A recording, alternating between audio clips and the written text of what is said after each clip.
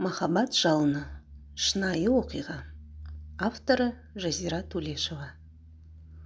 Мен 1970 жылы Тараз қаласының маңында Шу өңірінде өмірге келдім.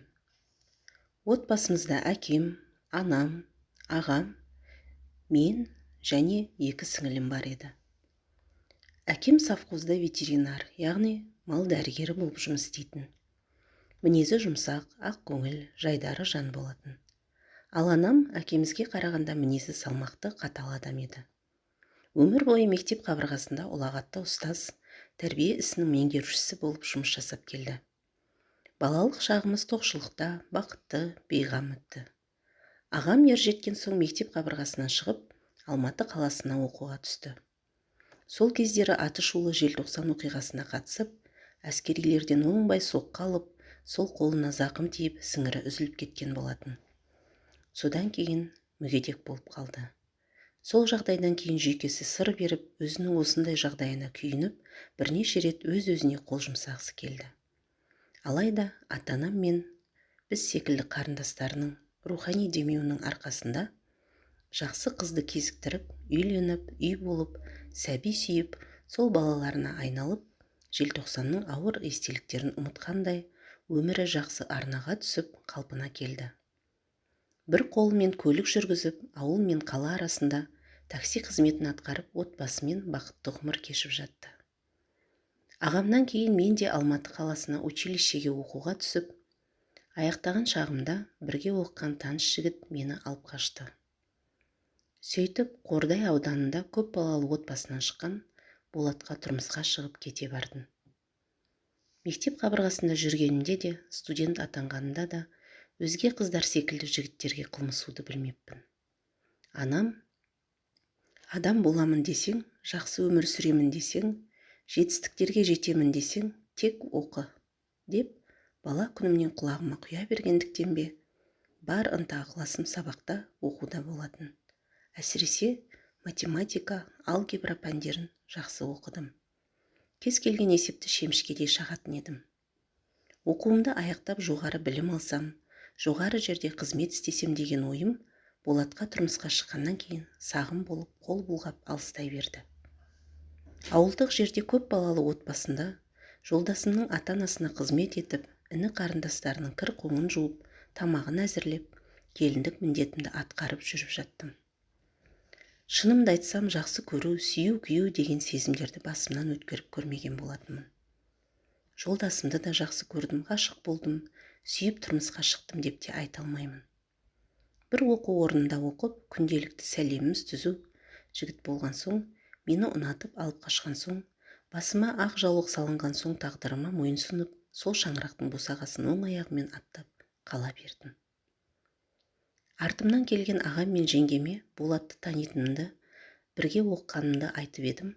Жеңгем, жолдасыңды танып біліп жүрсең, ендігі маңдайыңа жазылғаны осы жігіт шығар. Ерте ме, кеш пе, қыз бала жат жұртқа кетеді. Өзге үйдің түтінін түтетеді. Бұл өмір заңдылығы. Бағың жансын аппақ қыз деп, бар ақылын айтып, сол үйде қалдырып кетіп еді. Айнаш жеңгем өте ақылды, сабырлы, парасатты жан болатын. Өмірден түңілген ағамды қайта өмірге әкелгендей етіп аяққа тұрғызып, өмірге деген құлшынысын арттырып, бақыт сыйлаған жеңгеме іштей дән риза едік. Жеңгемнің ақылына құлақ түріп, мен де Болаттың етегінен ұстап қала бердім. Ауылдық жерде отбасылық өмірім бір сарынды, таңым атып, күнім батып өтіп жатты. Болат ауылда электрик қызметін жасап жүрді. Таңертең кетеді, кешке келеді. Ал мен үйде келіндік міндетімді атқарып жүремін. Кейде іште қалың ойға шоматынмын. Мен не істеп жүрмін өзі? Менің арманым, мен ойлаған болашағым осы ма еді? Мен білім алсам, жоғары қызметте істесем, ел көрсем, жер көрсем деп армандаған жоқ па едім? Қалайша бұлай болды? Болат менің арманымдағы ақ бозатты ханзада ма еді? Мен қалай ғана осылай тағдыр ісі деп, сезімім жоқ адамға және осындай жерге қалай қонып қала салдым деп, ойлана ой түбіне жете алмай, ішкі түйсігімді тұншықтыра беретін едім. Болат маған қанша жерден жақын болғысы келіп көңілімді аулап жатса да, оған еш жүрегім жібімей қойды. Бірақ мен бұл күйімді, ішкі сырымды ешкімге айта алмадым. Анам мінезі қатал болды. Ал жеңгем онсыз да ағамның көңілін тауып, соны бақытты етіп отырғанына іштей риза болып, оның көңіліне алаңдатушылық салғым келмейтін. Сіңілілерім болса әлі мектеп қабырғасында оқитын. Олар менің мұндай күйімді түсінер ме еді? Болат менің мұнымды, оны сүймейтінімді, мен жанында болғаныммен ойым, жүрегім, армандарым алыста екенін сезетін секілді еді. Алайда үндемейтін.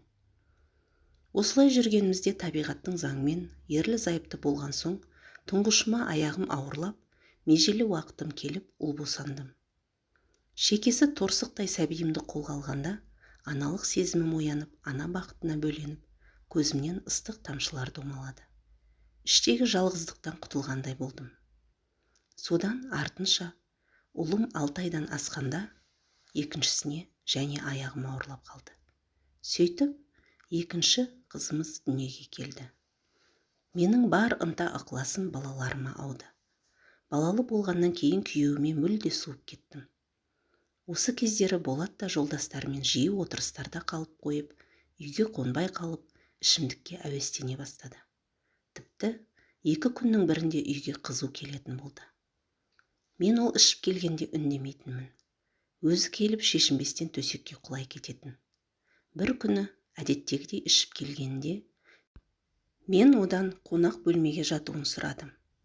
Өйткені арақтың иісінен балаларым тұншыға ма деп ойлайтынмын. Сөйтіп едім, Болат маған ашулы көзімен қарады да, мен сені алып қашып келдім. Сенің армандарыңа балта шаптым-ау. Сенің қиялыңдағы өмір мүлде мұндай емес еді ғой, ә? Мені сүймейсің десен, елге, сөзге қалмайын, қайтқан қыз болмайын деп қала салдың ғой. Әлде өзге сүйгенің болып па еді? Мүмкін сен соны ойлап қайғыратын шығарсың, а? Айтшы шыныңды.